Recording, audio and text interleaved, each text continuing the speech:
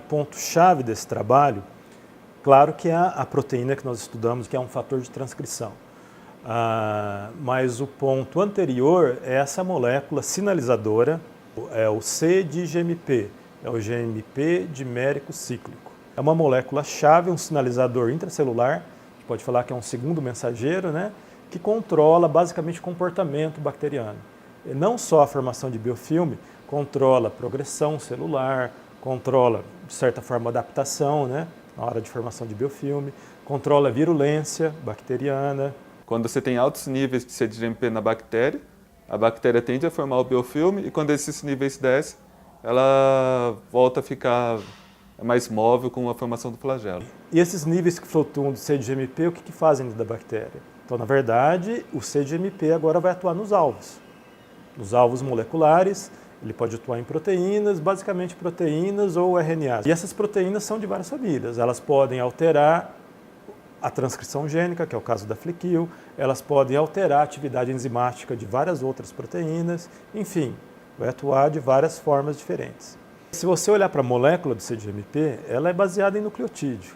E você vai ver que ela tem grupo fosfato, ela é muito hidrofílica. Quando eu falo hidrofílica, se você joga na água, ela difunde facilmente. Então a gente poderia pensar, né, como a bactéria é um organismo bem simples, né, ela não tem, né, as organelas que uma célula eucariota tem, né, você poderia imaginar que tem várias enzimas produzindo CDGMP que ela está difundindo, você teria um pool global dentro da bactéria.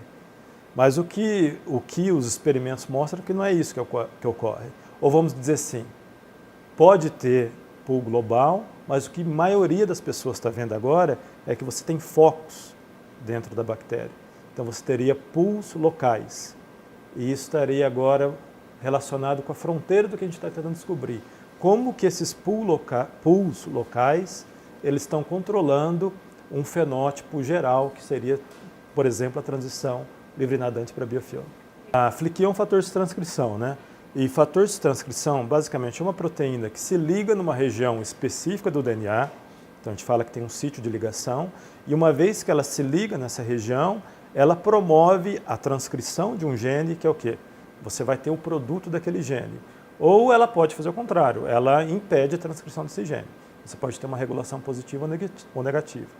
A Fliquil, se você olha para o gene e a sequência que deve vir desse gene, da proteína, comparando com tudo que se sabe, você vê, não, essa proteína, ela tem todas as características dessa família de fatores de transcrição, que são as EBPs, que chama Enhancing Binding Protein, que é bem conhecido em bactérias. Ela é o principal fator de transcrição que está envolvido no controle da expressão e produção dos produtos que vão formar o flagelo.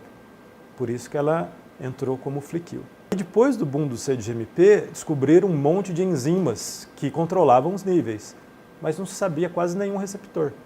Então teve muito trabalho indo atrás dos receptores do CDGMP, ou seja, quais são os alvos moleculares. E aí como que fizeram? Teve várias metodologias para tentar descobrir os alvos moleculares, inclusive uma das metodologias que foi, vamos dizer assim, a adivinhação direcionada, vamos dizer assim. Por quê? Porque perceberam que a Fliquil ela é uma proteína que estava relacionada com a expressão do flagelo. Teve alguns trabalhos que mostrou que essa proteína, além de se ligar nas regiões do DNA que controlam o flagelo, perceberam que ela estava ligada também em regiões do DNA que controlam produtos proteicos que estão relacionados com biofilme. E aí o primeiro chute é, será que CDGMP controla essa proteína? Será que ela é um alvo do CDGMP? Que foi o que essa pesquisadora, nossa colaboradora, que é a Carrie Harwood, descobriu. E ela, então, na verdade, foi a primeira a demonstrar um fator de transcrição que é regulado por CDGMP.